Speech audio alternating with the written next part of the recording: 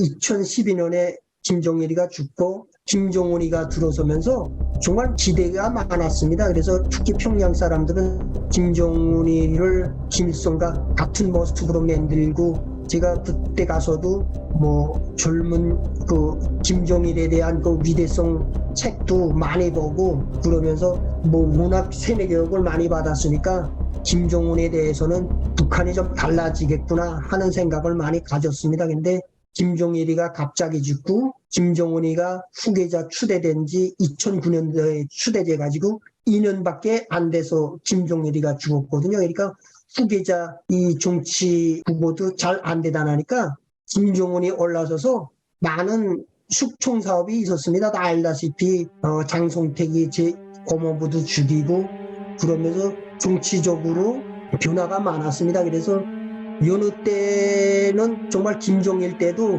이게 정치 세력 때문에 반당 반혁명 정파 분자들을 뭐 숙청하자 뭐 이래가지고 많이 숙청들이 이루어졌습니다. 근데 이 장성채기 때는 너무나도 살벌하게 정파 분자들을 뿌리채 뽑아야 된다 뭐 이러면서 많이 강조했는데, 장성택이 사건에는 그 뿌리에 붙은 흙까지 깨끗이 청산하라 이런 지시가 떨어져서 정말 장성택이 알지도 못하는 뭐 사돈의 8촌까지 몽땅 끌려서 정치범 수용소로 끌려가고 많이 하면서 정말 평양시가 오수선했던 것 같습니다. 그러면서 많은 간부들이 없어지고 뭐 끌려가고 하다 나니까, 그러면서 그 대표적인 신뢰가고 평양에 있는 자라공장에 김정은이가 갔다가 인민을 위해서 자라공장을 세웠는데 뭐 백성들은 자라 구경도 못하는데 간부들만 먹는 자라인데 그걸 또 무슨 인민을 위해서 지었는데 그 자라를 제대로 못 키웠다고 지배인하고 당비서를 총살했어요. 총살.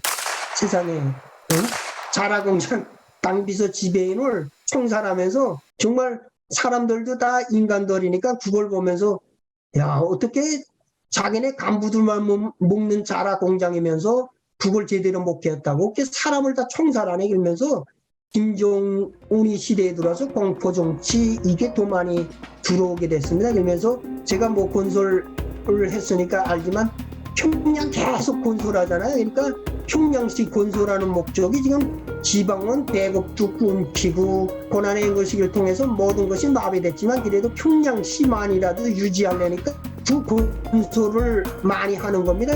그래서 그 건설을 통해서 사람들을 통제하고 감시하려니까 그 건설을 계속 하는 거예요. 평양시만이라도 안전하게 이렇게 조용히 하기 위해서. 그러니까 뭐 건설장에 정말 벽돌장보다 사람이 더 많고, 뭐 전기도 없고 기계 수단도 없으니까 사람들이 마대로 정말 맞두리로 모든 게 육체노동으로 건설시키면서 그냥 노예처럼 월급 안 주고 그냥 목요만 주면서 건설노동을 하는 거죠.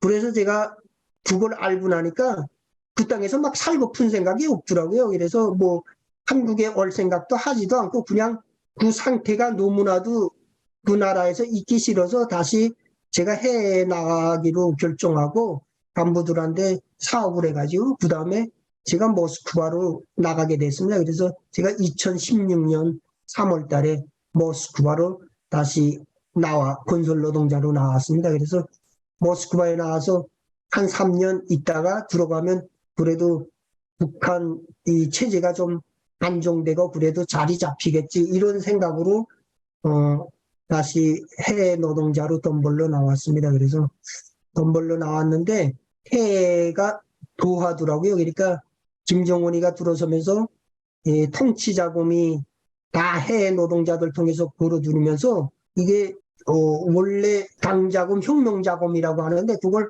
다 회사에 분배하는데 그걸 제때 바치지 못하는 회사 사장들, 당비서들, 이 간부들이 다 철직되고 떨어지니까 그 돈을 바치기 위해서 회사는 더 착취가 강해된 거예요. 그러다 나니까 아침 8시부터 새벽 1시, 2시까지 16시간을 일시키는 겁니다. 그래서 아침에 나갔다가 1시까지 그렇게 일을 시키는데 한 달에 반나절 휴식을 줬고요. 제대로 세탁도 또 샤워도 못하고 그런 생활을 하게 됐습니다. 그래서 2018년도에 러시아에서 몰드코바 하면서 모스크바에 건설을 많이 했습니다. 그래서 건설 단가도 세고 일감도 많아서 그 모스크바 건설 회사 사장 불려 나가려고 간부들은 또 간부들대로 나가려는 그런 것들이 많았더라고요. 그러려니까 그때까지만 해도 회사 사장들은 3년 임기인데 그 3년 동안에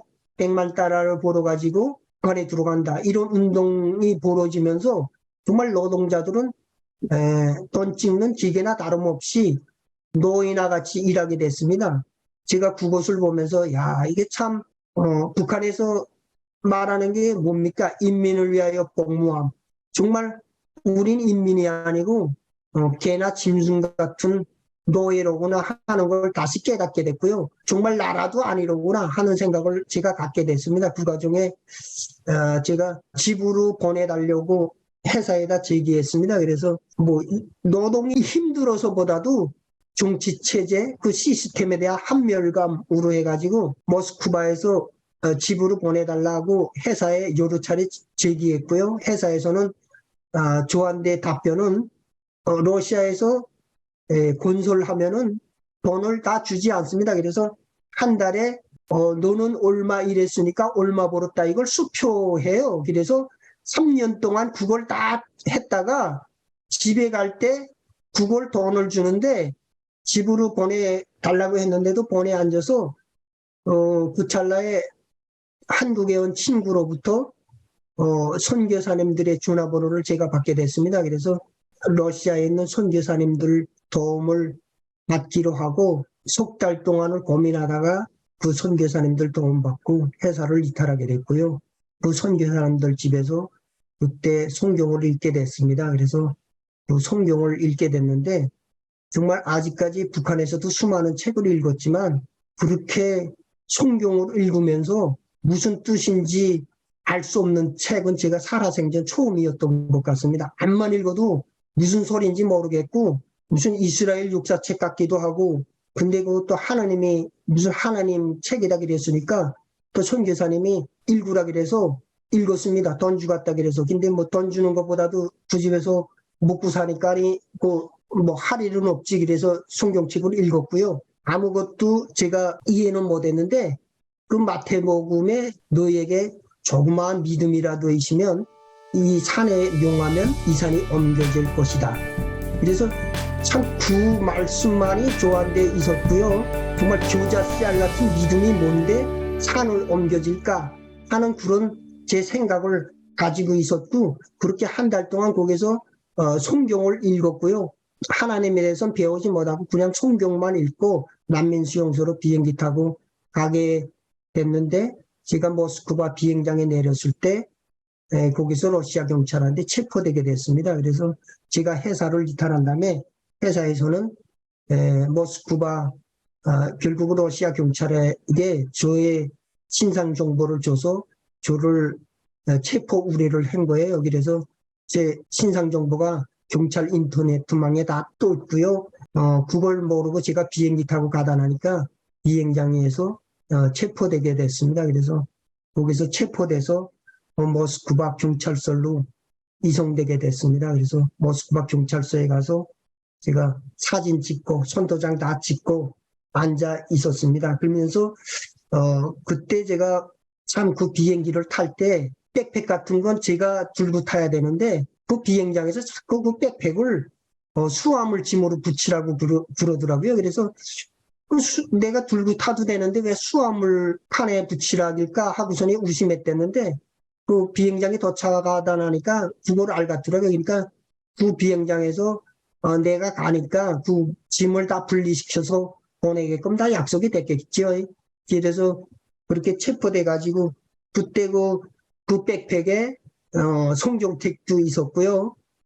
한국 드라마 그다음에 간중설교 CD가 있었습니다. 그래서 정말 빼도 박도 못 치는 이런 중고 자료가 거기에 있었고 저는 그때 붙잡혀서 만약씩 내가 북한에 이송되면 나는 틀림없이 정치범 수용소로 가게 됐구나 하는 생각을 가지게 됐습니다. 그러면서 그 선교사님이 참 그 광경을 보고 저한테 비행기 탈 때 이제 어려운 일이 있으면 하나님께 기도해라 하고서니 말씀해 주시더라고요. 근데 정말 하나님도 몰랐고 기도하는 것도 몰랐지만 제가 그 비행장에 내려서 체포된 다음에 그 말씀이 생각나서 제가 정말 하나님께 기도하기 시작했습니다. 하나님을 몰랐지만 정말 그 상황에서 뭐 기도도 할 줄 몰랐고 하나님 살려주세요. 그 하나님 살려주세요를 정말 머리를 숙이고서니 계속 기도했던 것 같습니다. 그래서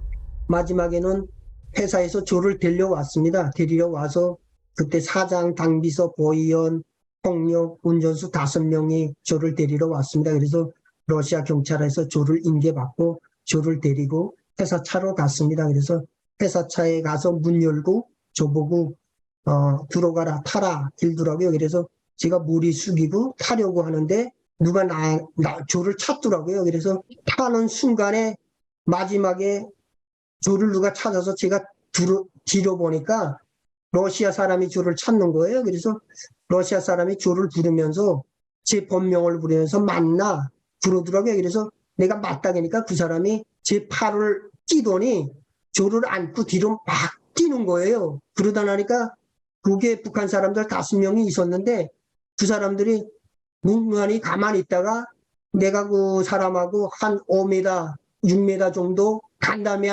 돌다서가지고 그 사람들이 막 뛰어오기 시작했습니다. 그래서 북한 사람들이 뛰어와가지고 그 사람하고 싸움이 붙었습니다. 그래서 거기 싸움하면서 막 주먹질하고 발로 차고 그렇게 하면서 그 사람한테서 조를 떼내려고 팔도 막 비틀고 그러니까 그 사람이 막 구속에서도 매맞으면서도 조를 넣지 않더라고요. 그 다음에 물어보니까 그 사람이 유엔 폭력이었습니다. 그래서 그 찰나에 유엔 폭력이 와서 저를 이끌어냈고 그 사람이 매맞으면서 정말 소리쳐서 빠마기째 빠져오시다 살려주세요 도와주세요 하고 소리치니까 그 앞에 담배 피러 나왔던 경찰들 3명이 와서 그 싸움을 말리고 그 바깥에서 이러면 안 된다고 경찰서에 들어가자 하게 해가지고 그 조를 붙잡아준 그 경찰서로 다시 들어가게 됐습니다. 그래서 그 경찰서에 들어가서 재판이 시작해가지고 난 북한에 가면 죽는다. 그래서 난 북한에 가면 안 된다 하고 그렇게 말했습니다. 그래서 마지막에 북한 사람들하고 그 유엔 사람들 있는 데서 경찰서장이 거기서 재판 결국은 결정을 내린 거죠. 그때 난민증이 소환돼 있었는데 석 달짜리 난민증입니다. 기간이. 그래서 한 달 지나고 2달이 있었는데 그 경찰서장이 그 난민증을 그 난민증 제 백팩 다 북한 사람들이 가지고 있었는데 그걸 도로 찾아가지고 경찰서장이 그 난민증을 보여주면서 그게 아직 보호 기간이 2달도 있으니까 2달 동안 이 사람을 우리가 북한에 보내지 못한다. 그러면서 북한 쪽이 2달 지나면 옥하나니까 2달 지나면 우리가 통보해 주었으니까 그 다음에 와서 이 사람을 데려가라. 그 전에 2달 동안은 보내주지 못한다. 이렇게 돼가지고 제가 거기서 북한 쪽에 끌려가지 않고 유엔 난민 수용소로 오게 됐습니다. 참 후에 알아보니까 그게 참 기적이더라고요. 그 모스크바에서 복무한 한 간부한테 물어보니까 러시아하고 북한하고 체결해가지고 북한 요건이 있는 사람들은 아무 이유 없이 다 북한 측에 넘겨주기로 약속이 돼 있었답니다. 그러면서 제가 그렇게 된 게 참 이해가 안 된다고 하더라고요. 그래서 저는 그렇게 난민 수용소에 왔게 됐고요. 기적같이 정말 살았습니다.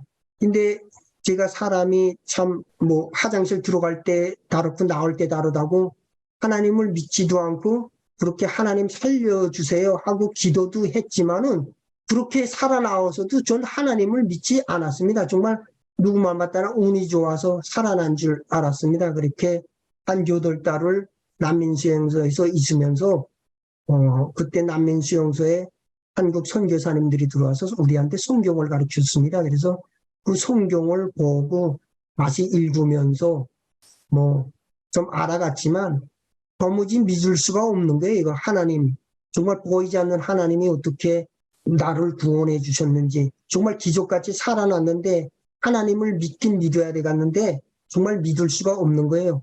그런 상황 속에서 한 선교사님이 저한테 이러시더라고요.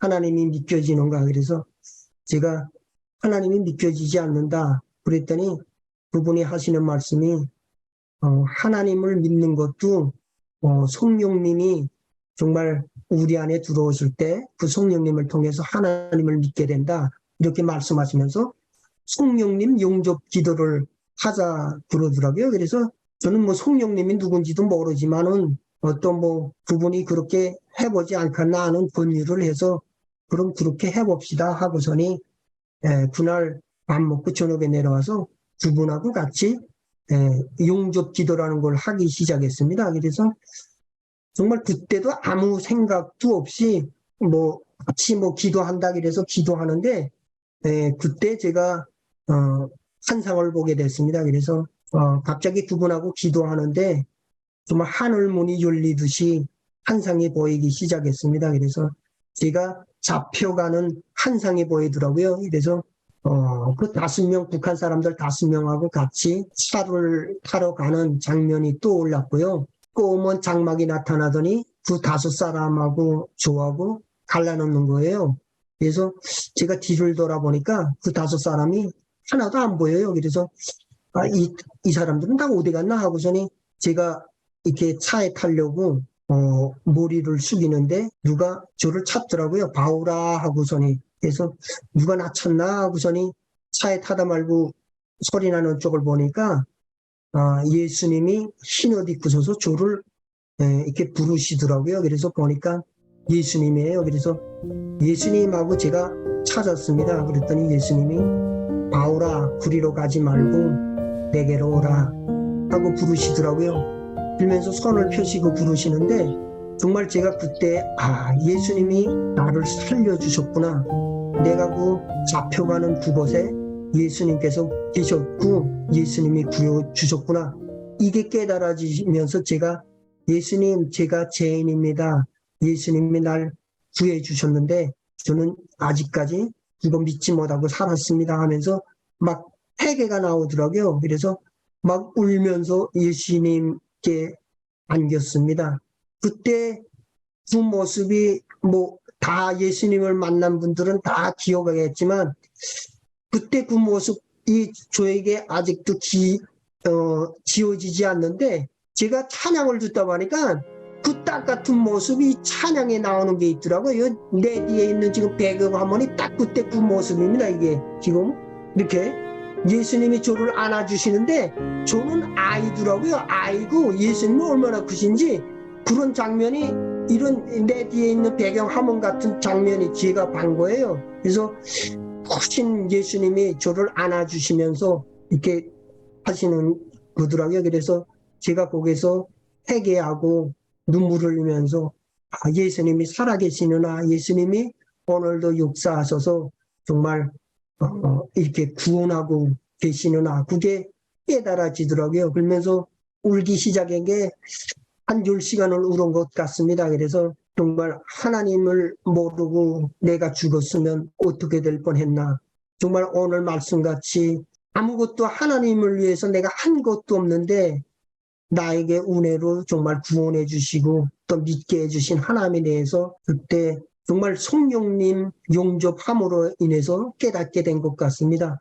그때 그런 환상을 보고 정말 주체사상으로 머리 끝까지 찾던 그 모든 것 신념이 허물어지는 그런 순간이었습니다. 그래서 저보다 저를 더 잘 아시는 하나님이 정말 그렇게 하지 않으면 내가 하나님을 믿을 수 없는 존재이기에 정말 강력하게 임재하셔서 하나님을 믿게 하셨습니다. 그래서 그 다음부터 성경이 깨달이게 됐고요. 정말 성경을 보면서 제가 제일 좋아하는 말씀이 태초에 하나님이 천지를 창조하시니라. 정말 이 말씀인데 제가 그날 아침에 나와서 하늘을 보는데 정말 하늘과 땅이 다 다르게 보이더라고요. 나무고 돌이고 뭐고 야 저게 다 하나님이 창조하셨구나. 저거 다 하나님이 창조하셨구나 이러면서 정말 그 우울증을 알았겠는데 웃음도 없고 그 다음날에 막 기쁨이 충만하고 하나님이 살아계신가 온 우주 만물이 하나님이 창조됨을 깨닫게 되더라고요. 그 다음에야 성경이 깨달아지고 성경 말씀들이 하나씩 살아 정말 움직이는 걸 느끼게 됐습니다. 그래서 그때부터 성경이 너무나도 재미있어졌고 정말 이 세상의 시작과 끝이 이 성경에 다 기록되어 있구나. 정말 이 성경만이 진리고 정말 하나님의 말씀이로구나 하는 게 깨달아졌습니다. 그래서 한국에도 다른 사람들보다 제일 먼저 오게 됐고요. 한국에 와서도 정말 48살에 지금 신학대학교에 입학했는데요. 신학대학교에 들어갈 꿈에도 생각 못했죠. 이렇게 대학부에 입학하네. 근데 하나님께서는 정말 그 신학대학교에서 또 하나님 말씀 배우라고 또 말씀 주시고 그렇게 인도해 주셔서 정말 신학교에서 하나님 말씀 배웁니다. 그래서 저는 정말 평양에서 살다가 한국에 와서 이렇게 많은 탈북민들이 한국에 온 줄 몰랐습니다. 그래서 그 나라에서 말하면 다 반역자들이지요. 이렇게 수많은 3만 명의 탈북민들이 와 있지 않고 기껏해야 몇백 명 정도나 와 있겠지 하고 제 딴에 생각했는데 너무나도 많은 탈북민들이 와 있더라고요. 그래서 제가 하나님께 기도하면서 하나님 왜 이렇게 수많은 탈북민들을 이 땅에 한국으로 보내셨습니까? 하고 기도하는데 하나님께서 네가 만난 하나님 예수를 저 땅에 전해야 한다. 그러면서 하나님의 말씀 저 땅에 전해야지 저 땅의 회복됨을 오직 복음만이 정말 저 땅을 살리는 길임을 알게 해주셨습니다. 그래서 하나님 말씀만이 진리고 영원한 생명이기에 그 하나님 말씀만이 또 사람을 변화시킬 수 있기에 하나님 말씀 배우고자 지금 신학교에서 공부합니다. 그래서 이제 앞으로 신학대학교 졸업하고 또 대학원에 가서 또 아직 공부해야 됩니다. 그래서 아무것도 모르고 정말 컴퓨터 타자도 할 줄 모르던 제가 지금 신학대학교 졸업반이고 또 하나님 말씀 알아갑니다. 그래서 수많은 이렇게 이런 공동체 또 수많은 중보기도자 해서 지금까지 왔습니다. 모든 것이 정말 하나님이 은혜고 하나님이 역사라고 고백할 수밖에 없습니다. 그래서 김일성주의자였던 제가 오늘은 정말 예수님 안에서 그리스도인으로 조금씩 성장해 나가는 것 같습니다. 우리의 모든 또 기도와 간구를 들으실 또 하나님께서 우리 TMTC를 통해서 또 북한의 또 복음화와 영원과 또 그곳을 이루어 줄 믿습니다. 그래서 지금 세계나 북한의 정세로 봐 지금 고난의 행군을 통해서 하나님께서 정말 북한에 꽁꽁 닫혀있던 우리 영혼들 정말 출애굽 시킨 것 같이 홍해를 가르고 이 한국 땅으로 수많은 우리 탈북민들 보내주신 것처럼 지금 이 또 코로나 상태를 통해서 하나님께서 또 제2 출애굽을 계획하시는지 아니면 복음 통일의 주기를 계획하고 있다고 저는 믿습니다. 그래서 함께 우리 기도하면서 또 말씀 안에서 또 하나님 주신 사명 잘 감당하는 또 공동체가 되길 바랍니다. 예, 이상입니다.